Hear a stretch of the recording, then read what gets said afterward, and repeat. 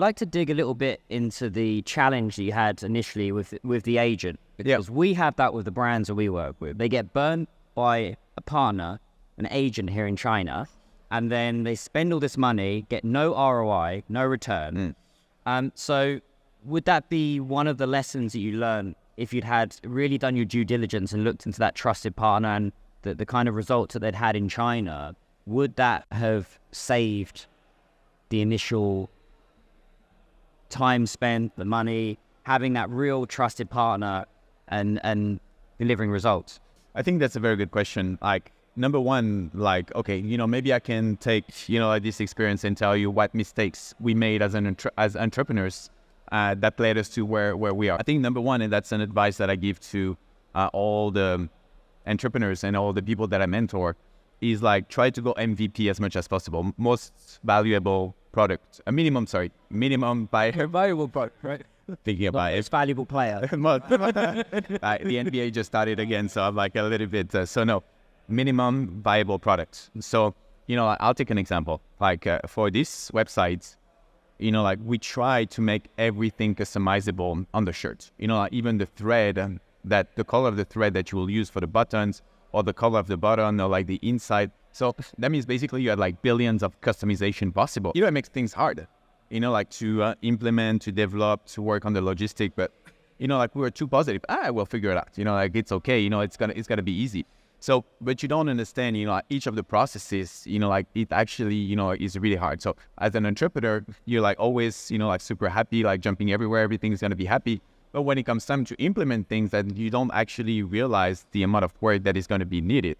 So, I think I would not say that's only the fault of like the agency that we hired as well. That's primarily our fault as entrepreneur for not actually choosing probably the right one. Probably thinking that, okay, like maybe we chose like one of the cheaper one, and the fact that they were also French, like we're like, okay, like it's easy because easier communication. They have already built some similar system in the past. But maybe like not keeping them as accountable enough, because, like you want to have this cool factor. You're 25, you're starting your business. You're like, okay, I'm a new generation. I don't want to be a pain in the butt for them, so I'm going to work in a different way. But actually you realize afterwards, like you need to be very diligent, and doing micromanagement is actually not working in that industry. You need to micromanage, whether it's like sometimes your staff, or sometimes, like the different agencies you're going to work with. So there's a lot of factors that contributed to this. And obviously, if we were to start again the business today, like the way we will like do our due diligence and the way we will work on our collaboration will be very, very, very different. So sometimes it's not because you receive like a weekly, like email or like a weekly or monthly status update that the update is good enough. You need to like really open it, dig into it, challenge. When business is great, then like you're becoming chill. Like, okay, we need our margins, we need our revenue, everything is great. And then you become the cool boss. But when business is more challenging, then like you're trying to, like manage the team in a tighter way to make sure that you're going from A to Z faster than you would like otherwise. So actually communication is key, and framework of communication is going to be key. So what I mean by framework of communication is like, you're going to have, like team communication, so your leadership, then you're going to have each of the departments, and then you're going to have individuals. And it's important to ensure that for each of the segments, you have a clear framework of communication and reporting that is going to be established. So what we have set in place, and actually like two really amazing books about entrepreneurship that I highly recommend everybody to read. Number one is going to be Scaling Up by Vern Harnish. And the second one is the EOS framework. I don't remember who is the author. I'll find it, but EOS framework is like really, so it's an entrepreneur operating system basically, which is absolutely amazing. The scaling up methodology is really great to fully understand, like the different pillars of how to manage an organization. But the EOS framework is actually helping you to take it one step further, and is much actually easier to implement as an entrepreneur compared to the scaling up methodology.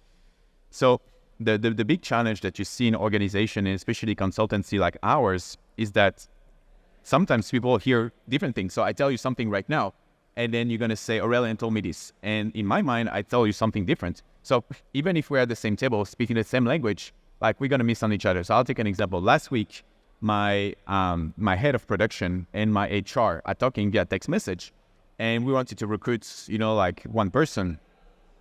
And my HR understand that we're not going to move forward with that person because like this person will arrive 1 week later than anticipated. And they're talking in Chinese together. And I'm like, wait, what? Why would we do this? So I'm like going to my other guys, say, why do you want to cancel the hiring of this person? And say, I never said that. I'm like, guys, you're speaking Chinese together, like you're in the same room and you cannot even figure it out. I'm like, come on.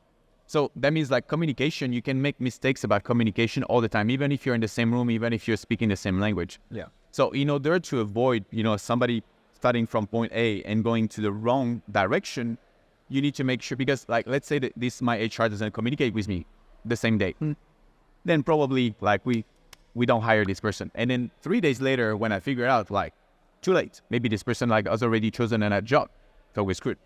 So the point is like, how do you engineer a system where you're going to have constant communication? So it can be, like daily huddle, like every morning that you're going to do. It can be daily email as well, where, like your team is going to tell you what they want to do. So for example, I've seen, like in my organization, like we're doing okay in terms of marketing, but like we were not going fast enough, so we had like, I'd say a framework of validation that was too slow.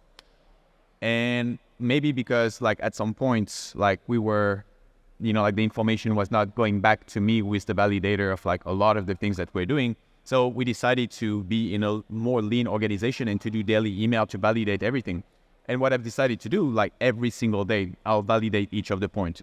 And we used to say, let's say 5 publication a week, or like 5, let's say points. We attribute points depending on the different things. So for example, this speech is going to be 2 points in the scorecard of my marketing manager. The key is like, we went from like doing like 3 to 5 points on average a week to now doing 30 points a week. And with the same team, with the exact same team. So we were not working less before, but we were not streamlined enough. Yeah. So communication and framework of communication and framework of validation makes an entire difference. So finding something that, like you can have as your leading goals. The leading goal is like the actions that you're taking all the time. So it's like how many times you're going to go to the gym, or like how much you're going to eat. And your lagging goals is going to be, like your body fat index or your muscle index, or like your weights, at the end of your months. So like it's important to be able to illustrate for everybody within your organization what should be their leading goals and what probably are going to be lagging goals. Because if you don't work out 1 hour a week, you're never going to get the 6 packs. If you love the Panda Profits and you watch this channel, please show some Panda love and become a part of the growing number of viewers on this channel that have hit that subscribe button. It helps a lot, and the bigger the channel, the bigger it gets.